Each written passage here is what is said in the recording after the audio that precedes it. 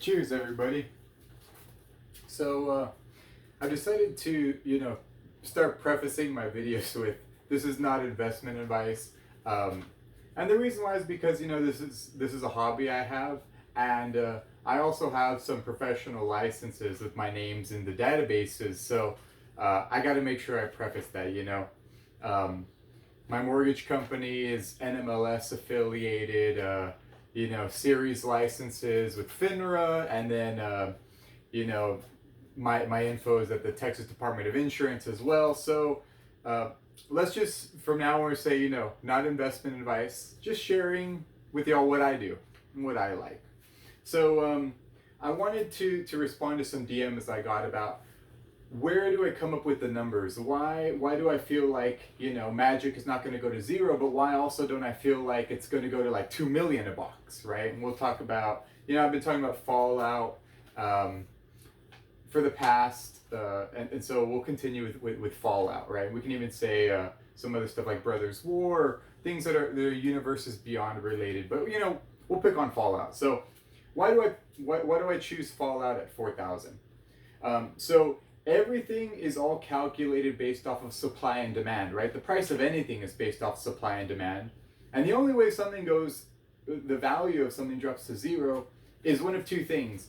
If the demand for an item falls down to zero, or if the supply goes up to infinity, right?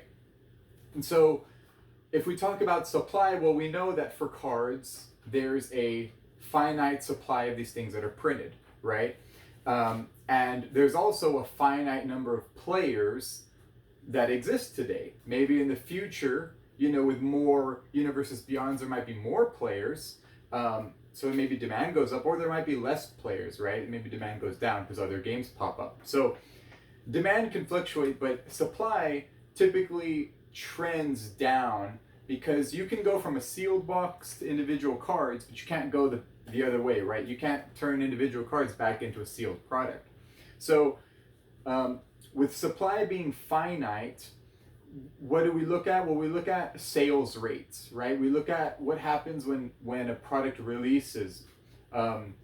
We can't really know an exact number of supply, but we can sort of get an idea of where stuff's at, right? If you look on Amazon and you see, oh, the shipping time is still 2 to 3 days for some collector boxes, well, that means that the products are still in stock in the United States, right?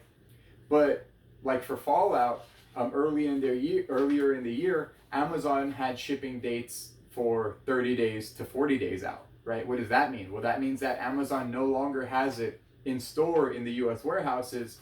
They're outsourcing it from, Europe, where that's the last spot that they have. And then once that shipment sells out, Amazon is out of stock, right? Which means in the player's hands. So the $4,000 per box, per sealed box, comes from some of the things I touched on in the first video, which are like 10-year-old Pokemon boxes, other things in the same sector, the tradable card game or collectible card game sector, Pokemon boxes from 2012, 2013, 2014, in the $3,000 to $8,000 range. And we're not just talking about one box, we're talking about multiple boxes. Legends, Revise, yeah, these are on the reserve list, but collector items, Wizards has stated also will not be reprinted. So it's very similar to that, right? It's sort of similar to like a reserved list item, which is the reason for the resurgence of the collectability of Modern Magic and the spending and the increase of prices in Modern Magic, because it's like a new opportunity, right, for people that weren't able to get into Magic back in the alpha, beta, original days. And why don't I expect it in 8 years to go to 2 million? Well, I have no data that would be possible for a product of this time period where people know to keep it sealed, right? We're not talking about like a baseball card of the original baseball cards of Honus Wagner, where it's like you have one card and it sells for $5 million. Well, we're talking about a card back in the day when nobody kept anything sealed. Nobody protected anything, right? So we're in a different area where people know to expect that. So we can assume that the supply is not going to be that extremely small to launch a price up to $5 million, right? And I'd also maybe argue that, you know, baseball has been around longer, so there's a little bit more money in that sector and all that stuff.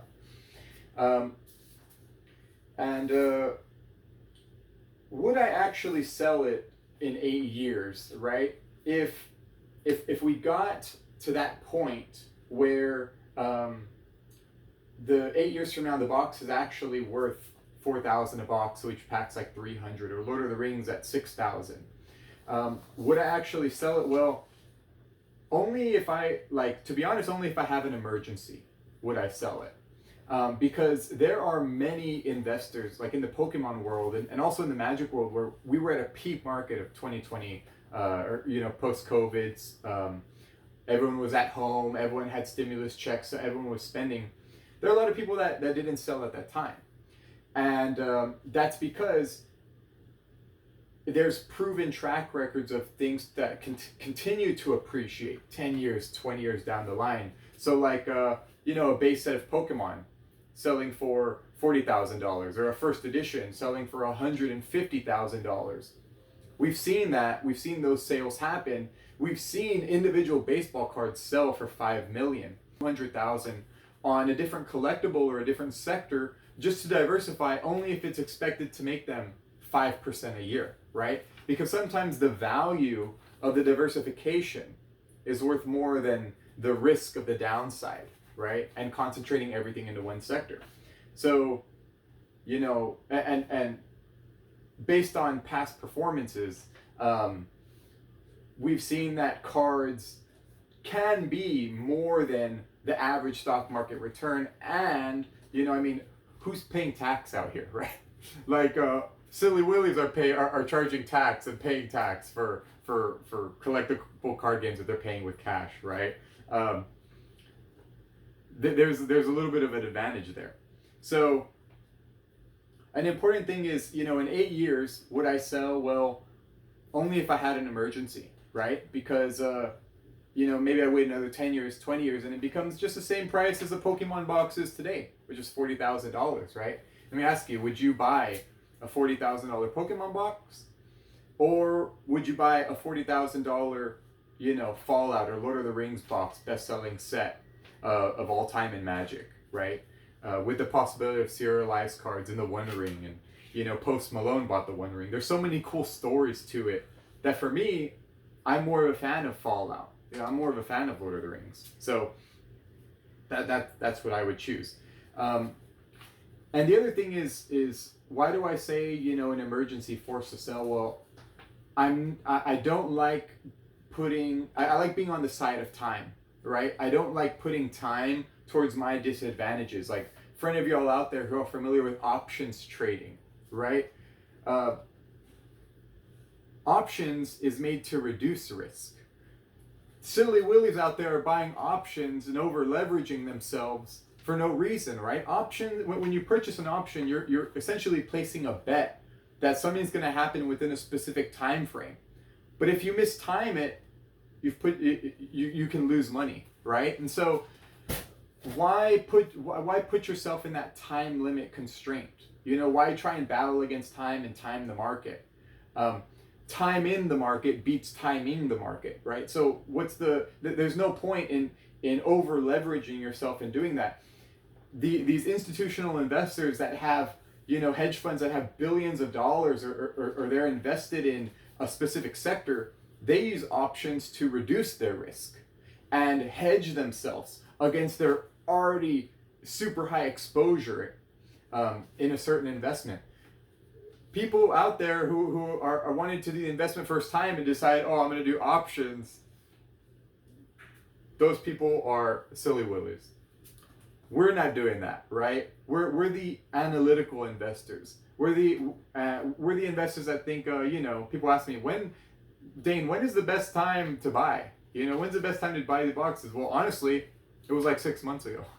Whenever the Magic market crashed and Lord of the Rings, and no one had any belief in Lord of the Rings, and they were $300 a pop, and no one believed in Fallout, and they were $350 a pop, and no one believed in Magic in general. That was the best time to buy.